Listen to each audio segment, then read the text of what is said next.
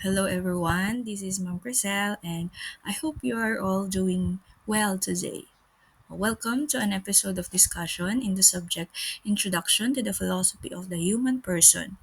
We shall now continue the second part of our lesson on the freedom of the human person, focusing on choices. So, freedom involves the capacity for choice, and that choice gives meaning and dignity to human life. So, nagkakaroon ng kabuluhan ang buhay ng tao kapag siya ay mayroong kalayaan. So, isa sa mga kalayaan na yon ay yung kalayaan para mamili. So, when we choose, we experience freedom. Tama? And freedom, as we say, no, comes with great responsibilities. So, it is an absolute understanding that all actions have consequences. In other words, no, lahat ng ginagawa natin, okay, ay mayroong corresponding consequences. So, consequences, 'di ba? Sabi natin, these are the results of our actions. So, freedom involves choice. Okay? And we have here chance in choosing are incommensurable. Ano ba yung ibig sabihin ng incommensurable?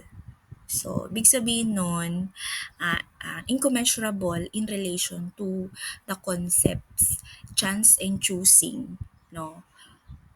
Magkaiba sila. Okay? Chance and choosing are different from each other. However, they are interrelated. So, let me continue. Okay? Choices are what we make, no? And chances are what we take. Ibig sabihin lang nito, no? Choices are the decisions we make every day, no? We make decisions, 'di ba? Big or small actions we take. So, nakabase yan sa kung anong iniisip natin, 'di ba, nararamdaman and beliefs.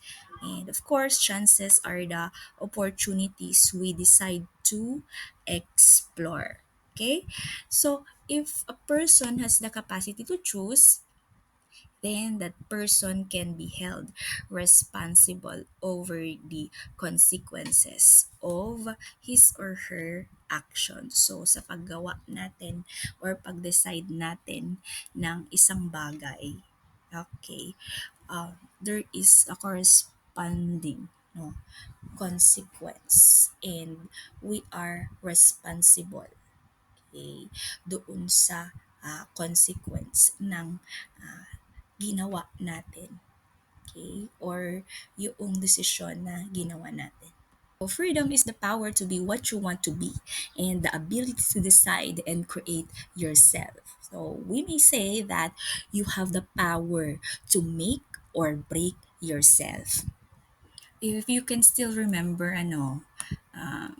our first part or the first part of our lesson on the freedom of the human person, a philosopher in the name of Jean-Paul Sartre discussed his view on what we call individual freedom.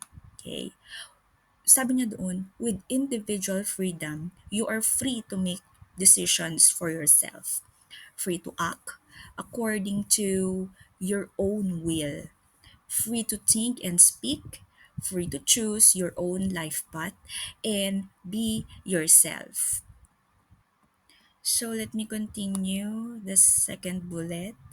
Okay, many of the characteristics that define our personality are often a product of our choices. Freedom gives you the ability to strive to achieve your goal. So, our freedom to choose plays a big factor on who we are now. Okay? Like for example, so say you are a talented singer, okay? You are a good singer because you choose to be one, okay? What did you do to be good in this craft? So, you practice. You practice para mahasa yung talent mo na ito. Okay? Another example is with honors ka. Okay? Bakit ka with honors? Okay? So, you choose to study. You choose to study. You don't use your time in doing nonsense things. 'Di ba? Another one, you want to enhance your talent in public speaking, 'di ba? So it is in one's choice to enhance his or her talent. Okay? She or he may dedicate his or her time to enhance the talent or the skill that she or he has. Freedom is rooted in the human person's self determination and the exercise of intellect and free will. Here we have self determination. So, what is again self determination? Okay, in our previous discussion, we define self determination as the capacity to determine your decisions and actions amidst the constraining conditions. This means that a person's every action is freely determined, and these actions define him or her. Okay? We can freely choose to be a good person and to act in a good way. We also emphasize that freedom is rooted in the human person's exercise of intellect and free will. Diba? According to Aristotle's power of volition, it underscores the close relationship between intellect and free will. Okay? So, merong connection yung intellect and free will natin. So, intellect provides the rational foundation for decision making, while free will enables individuals to deliberate and choose among alternative courses of action based on their reason, judgment, and values. So, our choices are products of our actions. Choices are the results of our reasoning. Yung quality ng iyong choices ay the product of how you reason out. Like for example, imagine yourself preparing for an upcoming exam. So, you have several choices regarding how to approach your study lessons or sessions. Okay, so the first option, you could procrastinate and spend your time watching TV or scrolling through social media. So instead of studying, cellphone. And the option two, you could study diligently.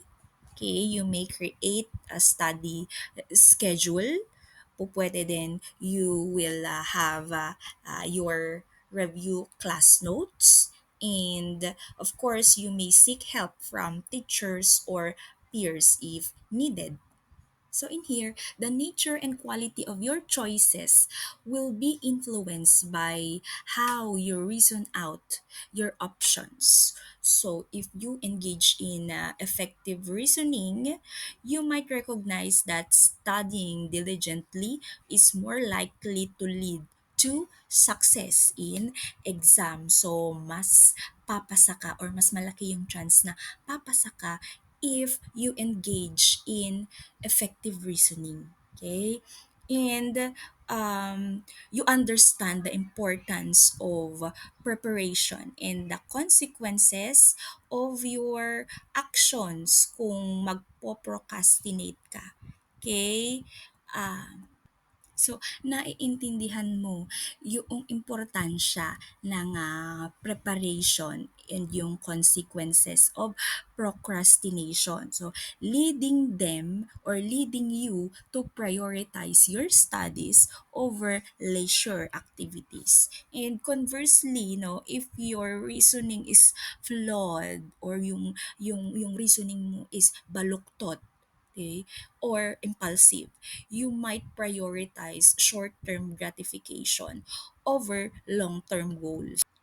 You may justify procrastination by convincing yourself that you have enough time to study later, or that you may cram for the exam at the last minute, or say you will just rely doon sa stock knowledge na sinasabi mo.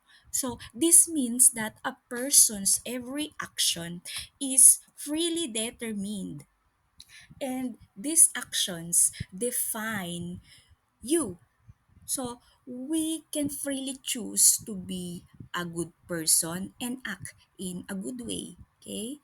So in summary, effective reasoning leads to better quality choices that are more likely to result in positive outcomes such as academic success. Okay? So for this second bullet, no, a person's actions determine what kind of person he or she becomes. So meron tayong kakayanan upang piliin na maging isang mabuting tao at piliin kung ano ang tamang gagawin. Okay? So,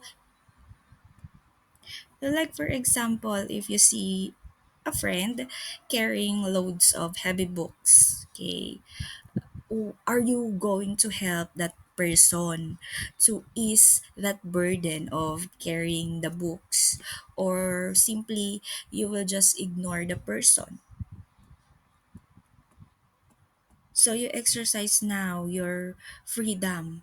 So it is upon yourself determination, no? It is upon your self determination if you will help the person or not. So magpapakabuti ka ba? Tutulungan mo ba yung tao na ito, or will just ignore?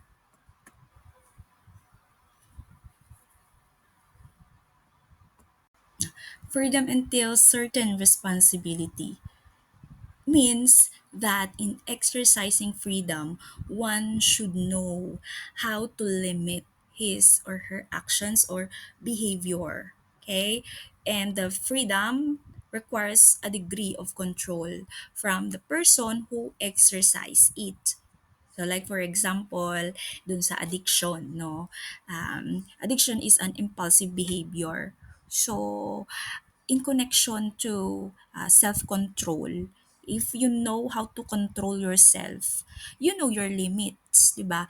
Alam mo kung kailan hihinto sa isang bagay. Okay? Katulad ng addiction sa alak, addiction sa sigarilyo, or kung ano pa man. So for the third bullet, to lose control of oneself diminishes human. Okay? Or dito kasi, to lose control weakens human freedom. Okay? So dito kalaban mo na yung sarili mo. So if you lose control, pwede ka kasing makapanakit ng tao, and in other words, you dehumanize a person, or you degrade a person or other person. But what makes us free? How does freedom shape our experiences? We have here the two elements that define freedom. So the first one is voluntariness. And this refers to the ability of a person to act out of his or her own free will and self determination. In voluntariness, decisions are made out of his or her own free will, meaning to say, a person decides nang walang pumipilit sa kanya na gawin ang isang bagay. Okay? It also means that a person may act even if he or she is not required or called to take an action. So, dito pumapasok yung konsepto ng initiative. So, may pagkukusa ka na gawin ang isang bagay. Okay? Walang pumipilit sa'yo. And we have also voluntary acts. And these are free acts which can be assigned a corresponding moral value. ito yung willingness ng isang tao na gawin ang isang bagay. Limbawa, you decide to help a friend. Okay? So, you decide to help a friend or your classmate na walang pumipilit sa'yo, diba? Hindi ka pinipilit ni teacher, hindi ka pinipilit ni kaibigan mo or other people. And let us remember that this element of voluntariness, we decide to take action. Okay, whenever we decide to take actions, this results in a certain consequence.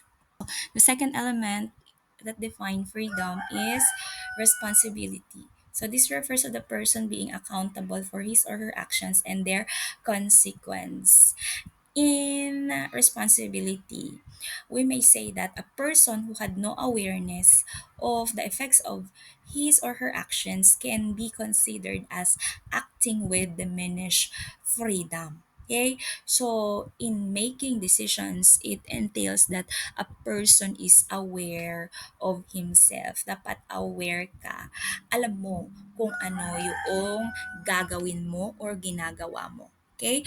And dahil you make choices without coercion, without a threat, walang pagpupwersa in certain situations, so automatically we consider that we have freedom.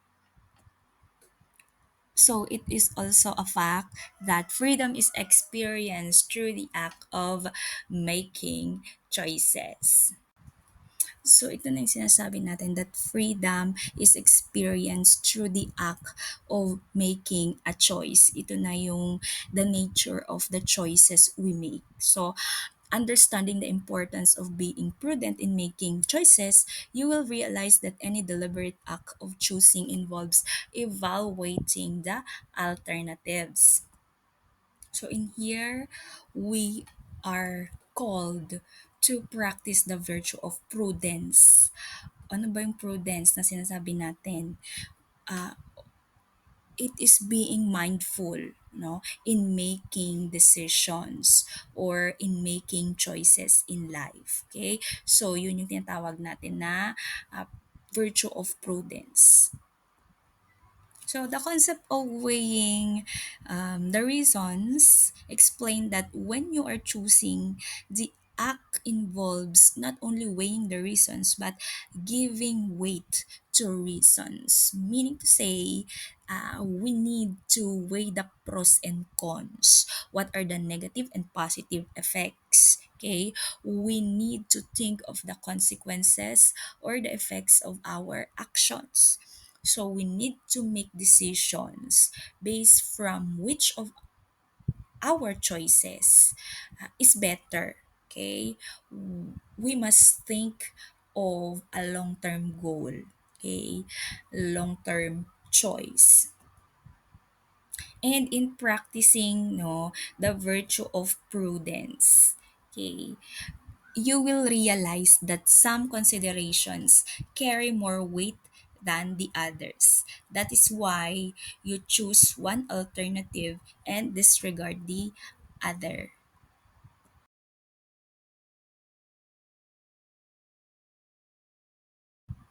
So, in this lesson, we emphasize choices, diba?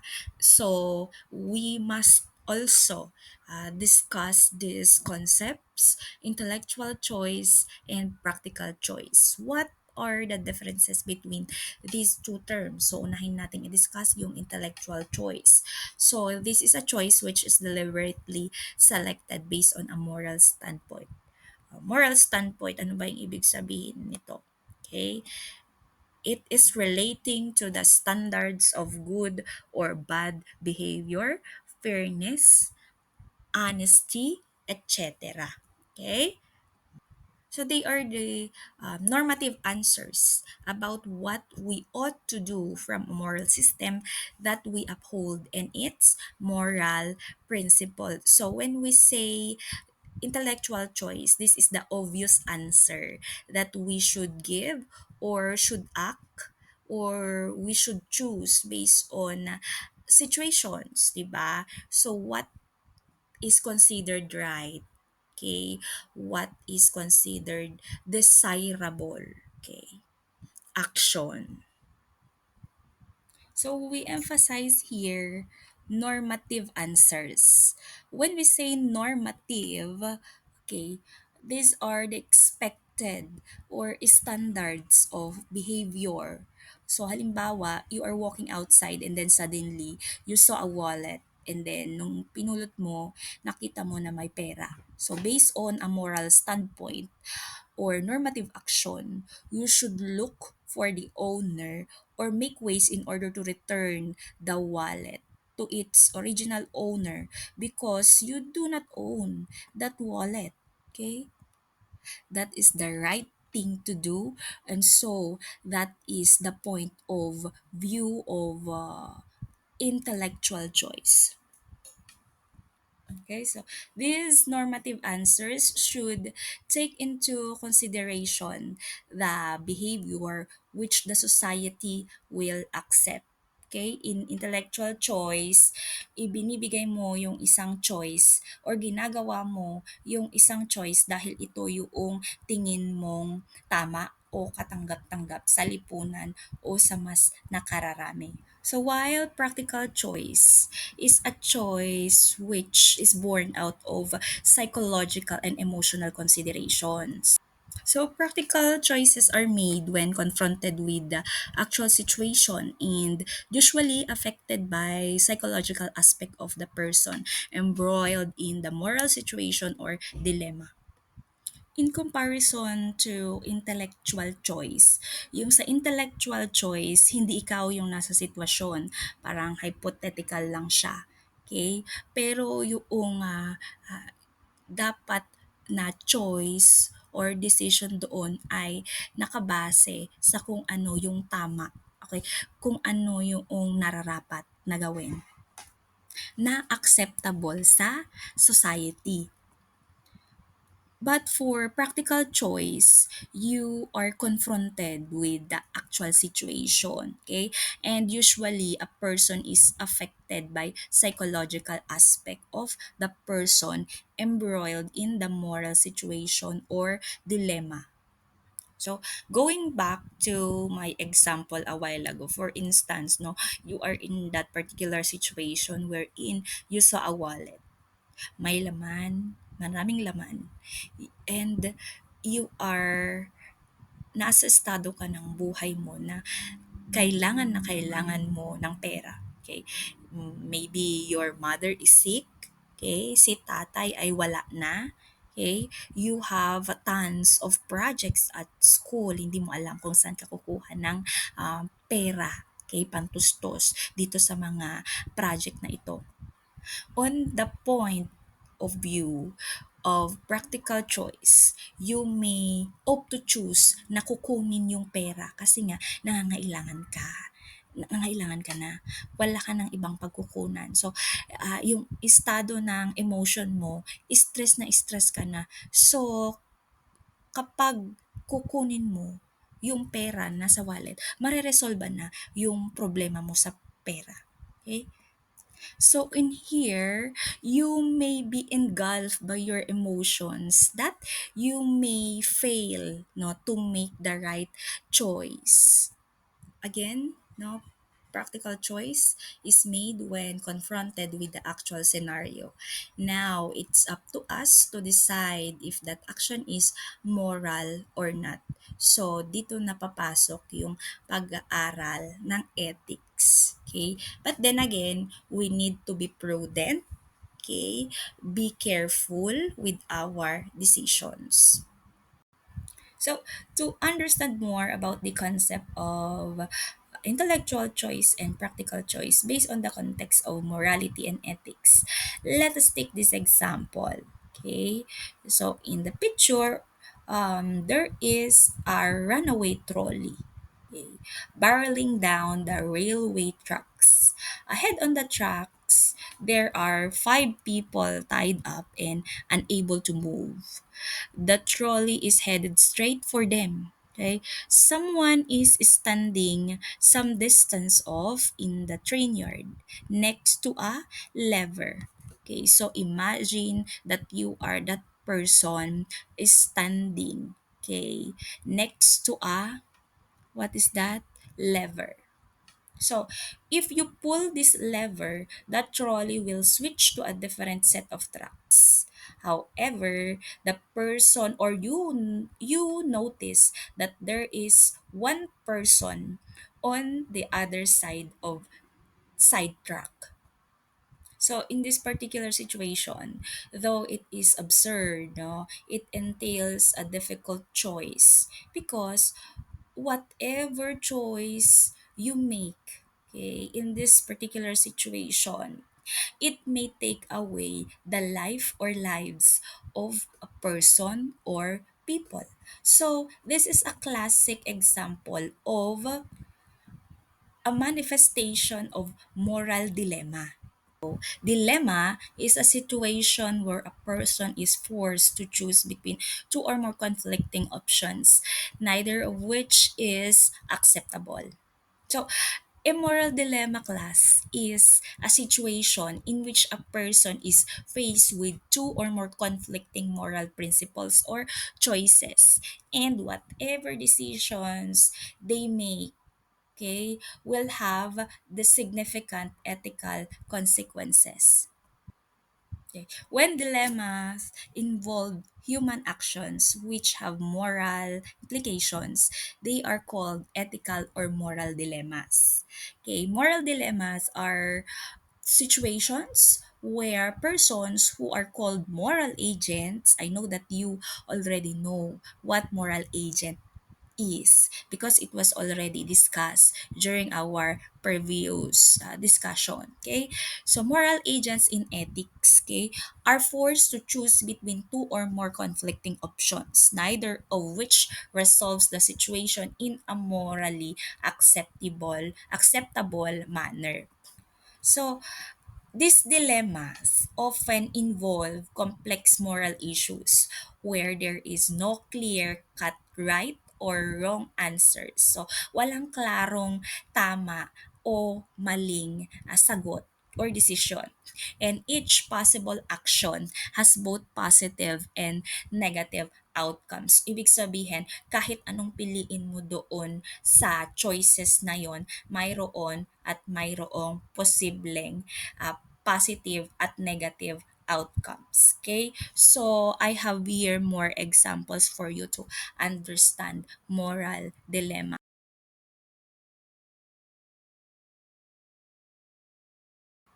So let's have here an example.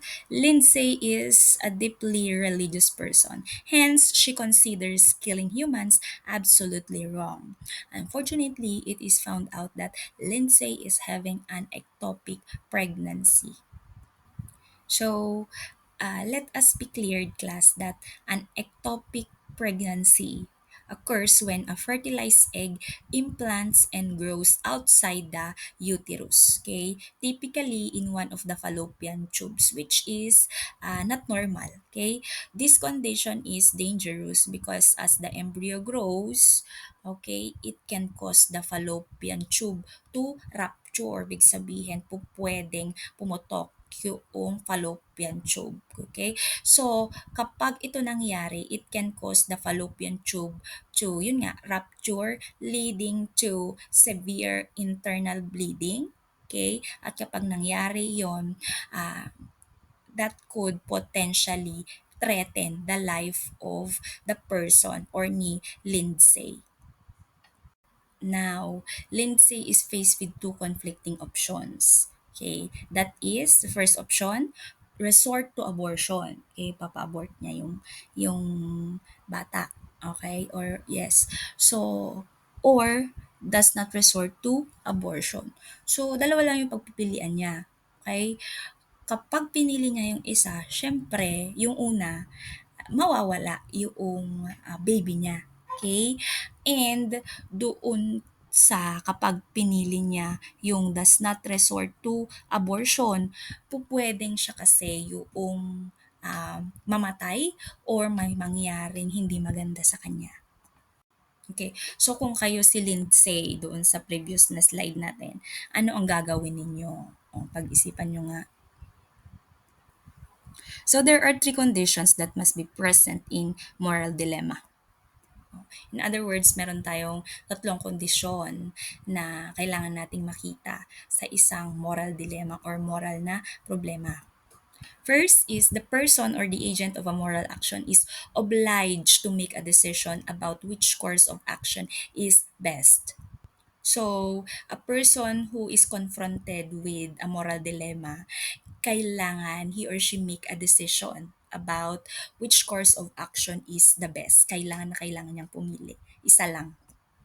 So, second, there must be different courses of action to choose from. Of course, meron dapat dyan na pagpipilian and neither of which is acceptable. So there is no clear cut right or wrong answer.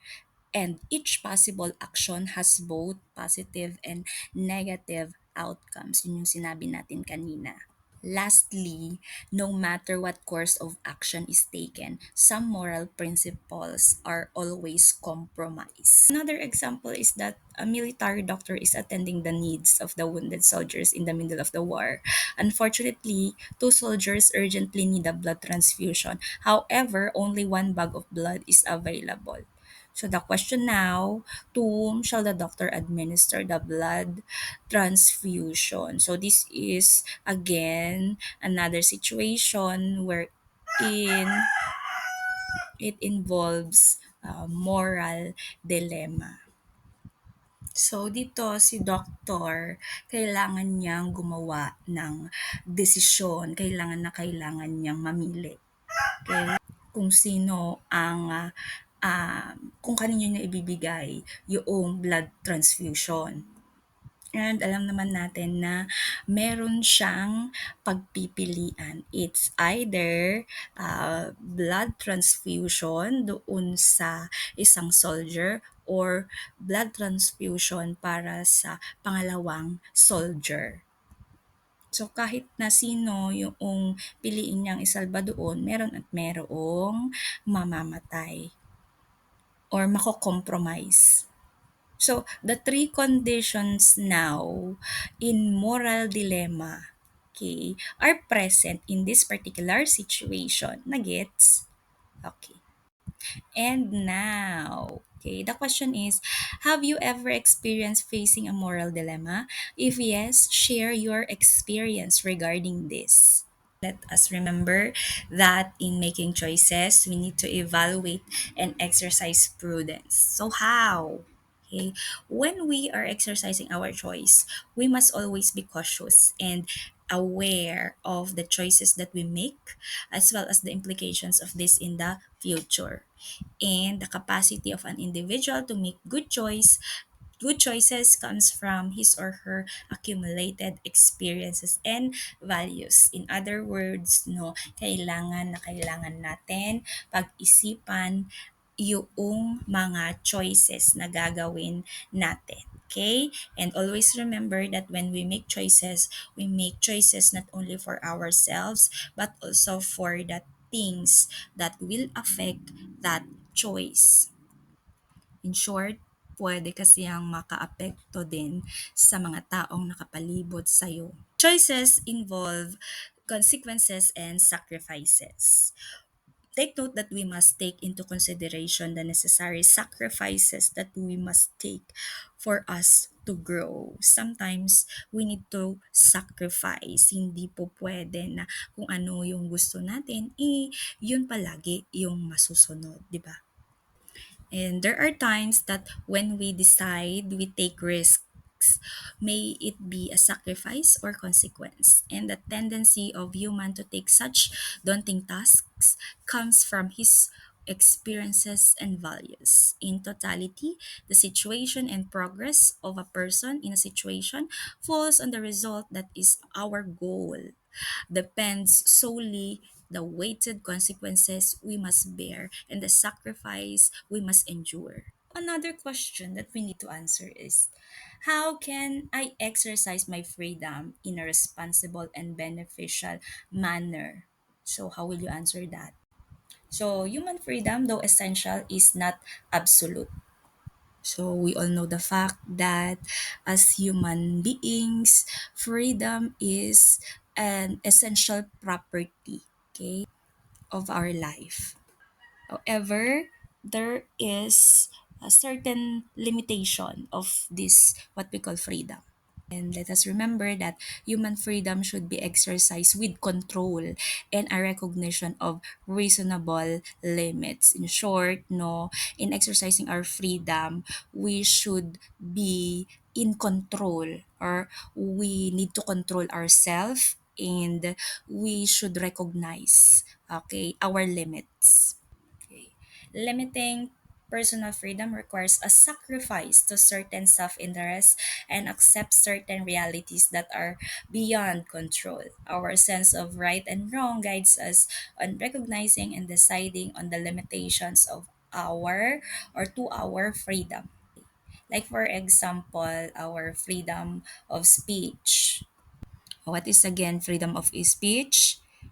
Okay, it is the freedom to actually express your opinion. However, meron yung limitasyon. Okay? Kapag natatapakan na yung dignidad ng isang tao, that actually ends your freedom of speech. Hindi po pwede na sabihin mo lahat ng gusto mong sabihin doon sa isang tao na kahit na masama na yan, eh may freedom of speech ako, ma'am. Bakit? Okay, so hindi po pwede yung ganong rason. Okay? Tandaan natin palagi na yung freedom natin merong limitasyon. Also, we need to remember that freedom should be exercised with regard for knowledge and truth. Ibig sabihin, we should consider what is true and what we know when we make decisions or act freely. So it's important to base our actions on accurate information and understanding. Okay. Okay. It is necessary to cultivate the intellectual virtue of prudence in making sound choice. In other words, practicing the virtue of prudence means being wise and careful in our decision making process, 'di ba? Prudence helps us make good choices by considering all factors and potential outcomes. And in exercising our freedom, we should also recognize and uphold not only our individual freedom, but also the freedom of others. Kagaya ng sinabi ko kanina, di ba?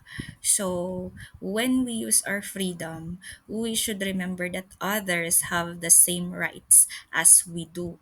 I'll repeat, our freedom ends when freedom of other people begin. We should respect their freedom and not infringe upon it while exercising our own. Hindi dapat natin tinatapakan yung freedom ng ibang tao. So, freedom should be exercised with due regard for the welfare of other persons. So, as we exercise our freedom, we should consider how our actions might affect other people. Okay? So, kailangan when we take an action, we act in a way that promotes the well-being and happiness of others. Okay? Hindi lang dapat yung sarili natin yung iniisip natin.